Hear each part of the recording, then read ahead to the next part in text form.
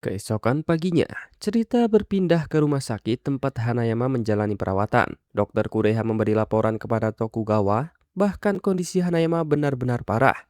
Ia baru saja menerima transfusi darah dalam jumlah besar, bahkan luka-lukanya harus dijahit dengan ribuan jahitan agar bisa bertahan hidup. Mendengar kabar itu, Tokugawa justru teringat ucapan Baki yang sebelumnya bersumpah akan menghentikan Musashi. Ia tahu kalau Baki sudah berbicara seperti itu, berarti ia benar-benar serius. あんまバキにはったりはないよ。Di sisi lain, Baki sedang berjalan sendirian sambil memikirkan banyak hal. Ia merasa heran karena tubuhnya terus berkembang padahal sudah lama tidak menjalani latihan berat. Saat itulah ia teringat pada Musashi. Musashi tidak pernah terlihat berlatih secara khusus, tetapi seluruh hidupnya memang dipenuhi pertarungan. Baginya, setiap detik adalah latihan. Baki pun kemudian memutuskan mencoba cara yang sama. Ia mulai melatih instingnya lewat imajinasi. Dalam pikirannya, ia membayangkan berbagai serangan datang dari segala arah. Anehnya, tubuh Baki langsung bergerak menghindar secara otomatis bahkan sebelum ia sempat berpikir. にするという Setelah itu pun, Baki mengunjungi dojo milik Koso Shinogi. Di sana, Koso memperlihatkan kemampuan luar biasanya dengan membelah bola basket hanya menggunakan tangan kosong. Lalu ia menjelaskan bahwa tangan dan kaki manusia memang tidak memiliki mata pisau. Namun jika seseorang sudah mencapai tingkat bela diri yang sangat tinggi, bagian tubuh yang tumpul sekalipun bisa menghasilkan efek tebasan layaknya pedang. Karena itu, Koso meminta Baki tidak takut menghadapi Musashi. Menurutnya, sekarang tubuh Baki sendiri sudah menjadi senjata mematikan. Sementara itu, Tokugawa sedang berbincang santai dengan Musashi. Di tengah obrolan, Tokugawa bertanya bagaimana pendapat Musashi tentang Hanayama. Musashi mengakui bahwa Hanayama adalah lawan yang luar biasa. Ototnya sangat keras, bahkan menurut Musashi jauh lebih kuat daripada banyak petarung yang pernah ia hadapi. Tubuh Hanayama bahkan mampu menahan beberapa tebasan pedangnya. Mendengar jawaban itu, Tokugawa langsung berkata bahwa masih ada petarung yang lebih hebat, yaitu Baki Hanma. Musashi ternyata sudah menyadari hal itu. Ia mengaku saat duel pertama melawan Baki, kemenangan yang diraihnya bukan karena dirinya lebih kuat. Ia hanya berhasil memanfaatkan pengalaman Baki yang saat itu masih belum matang. Artinya, kekuatan asli Baki sebenarnya belum sepenuhnya keluar. Mendengar pengakuan itu, Tokugawa pun semakin percaya diri. Ia bahkan mengatakan bahwa Baki adalah satu-satunya orang yang pernah mengalahkan Yujiro Hanma.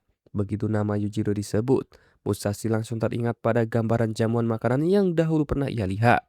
Tanpa ragu, ia meminta Tokugawa segera menyiapkan pertarungan berikutnya. Kali ini, ia ingin bertarung langsung melawan Baki. すぐに準備せえ。 Di tempat lain, Koso terus mengagumi perkembangan Baki. Pasalnya, Baki baru saja menghancurkan samsak latihan hingga robek sampai ke bagian belakang. Melihat pukulan sekuat itu, Koso yakin Musashi pasti akan tumbang jika terkena satu serangan penuh.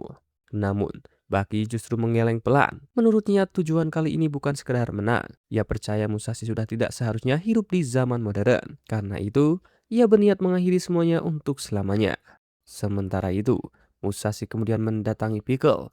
Begitu bertemu, ia mengajak Pickle menikmati usus mentah bersama. Walaupun Pickle tidak bisa berbicara, Musashi merasa mereka tetap bisa saling memahami. Dari pertemuan itu, Musashi akhirnya menyadari sesuatu.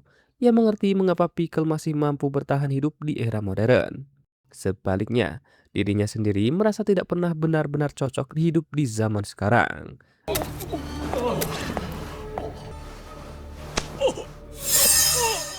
Akhirnya, momen yang paling dinanti pun tiba.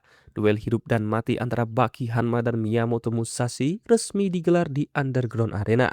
Tokugawa bahkan telah menyiapkan pedang di tengah arena yang bisa digunakan kapan saja selama pertarungan berlangsung. Kemudian Musashi segera berjalan menghampirinya, namun tiba-tiba ekspresinya berubah. Ia terlihat sangat terkejut. Jamuan makanan mewah yang dahulu selalu ia lihat dalam diri Baki kini telah menghilang. Yang tersisa hanyalah piring-piring kosong. 貴様が食ったか。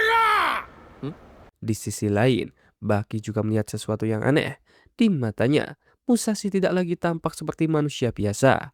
Ia terlihat seperti sebuah bangunan putih raksasa yang menjulang tinggi, megah, dan sulit dihancurkan. Sebenarnya, penglihatan itu memiliki makna yang sangat dalam.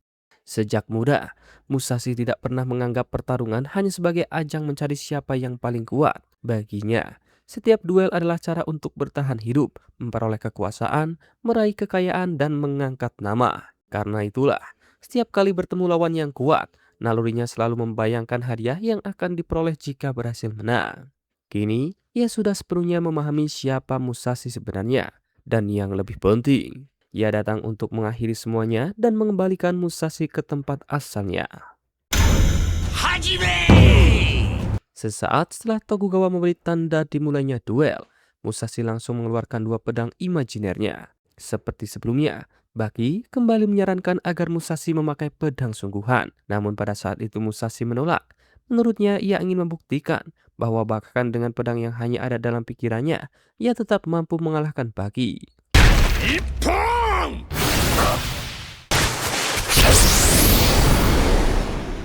Sebelum bertarung lebih serius, Musashi sempat menceritakan bahwa dulu pernah ada seorang petarung yang berhasil membuatnya kesakitan dengan menyerang titik vital tubuhnya. Karena itu, ia penasaran dan bertanya apakah benar Baki pernah mengalahkan Yujiro Hanma. Baki menjawab bahwa dirinya tidak pernah menganggap telah mengalahkan ayahnya. Mendengar jawaban itu, Musashi hanya tersenyum sambil tertawa kecil. Menurutnya, Baki hanya terlalu gengsi untuk mengakui kemenangannya. Dan tak lama kemudian, Musashi langsung melesat menyerang. Namun kali ini berbeda. Seluruh serangannya berhasil dipatahkan oleh Baki. Alih-alih kesal, Musashi justru memuji perkembangan lawannya. Ia mengatakan bahwa kecepatan serangan Baki sudah mencapai puncaknya sejak gerakan pertama, tanpa perlu membangun momentum. Bagi seorang samurai, itu adalah kemampuan yang sangat langka. Dan setelah itu, Musashi mengajak Baki mengadu kemampuan membaca gerakan lawan. Baki langsung membalas dengan 3 tendangan beruntun. Sayangnya semuanya berhasil dihentikan dengan mudah. Lalu Musashi kembali memunculkan dua pedang imajinernya. Kali ini aura pedang tersebut terasa jauh lebih nyata hingga membuat semua orang merinding. Saat Baki maju menyerang, ia seolah benar-benar terkena tebasan. Belum sempat memulihkan diri, Musashi menghantam bagian vital Baki dengan lututnya, di mana serangan itu kemudian membuat Baki kehilangan keseimbangan. Lalu Musashi pun terus menekan tanpa memberi kesempatan bernafas hingga Baki terpental cukup jauh. Meski begitu, Baki kembali bangkit. Ia terus mencoba menyerang, tetapi beberapa kali kembali dijatuhkan. Melihat situasi itu, Motobe akhirnya menjelaskan apa yang sebenarnya terjadi. Menurutnya, Baki memiliki kemampuan luar biasa untuk membaca niat lawan. Ia bisa menyerang tepat sebelum tubuh musuh mulai bergerak. Namun, Musashi sengaja memanfaatkan kemampuan itu. Ia mengirimkan niat palsu agar insting Baki membaca celah yang sebenarnya tidak pernah ada. Begitu Baki terpancing untuk menyerang, Musashi langsung membalikan keadaan. Motoboy kemudian menjelaskan bahwa kemampuan seperti itu lahir dari pengalaman Musashi di zaman perang. Ketika membaca pikiran lawan adalah kunci untuk tetap hidup. Beberapa saat kemudian, Baki mengambil pedang asli yang telah disiapkan di arena. Ia menyerahkannya kepada Musashi. Menurut Baki, melawan seorang samurai tanpa pedang terasa tidak adil.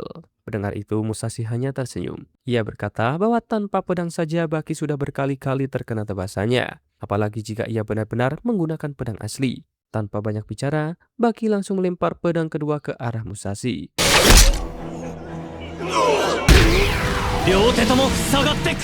Hantamannya begitu telak hingga Musashi langsung roboh ke tanah. Namun, Baki tidak memanfaatkan kesempatan itu untuk menghabisinya. Ia memilih menunggu sampai Musashi kembali sadar. Saat membuka mata, Musashi langsung terkejut melihat kedua pedangnya terjatuh di tanah. Bagi seorang samurai, pedang bukan sekadar senjata. Pedang adalah bagian dari kehormatan dan jiwanya.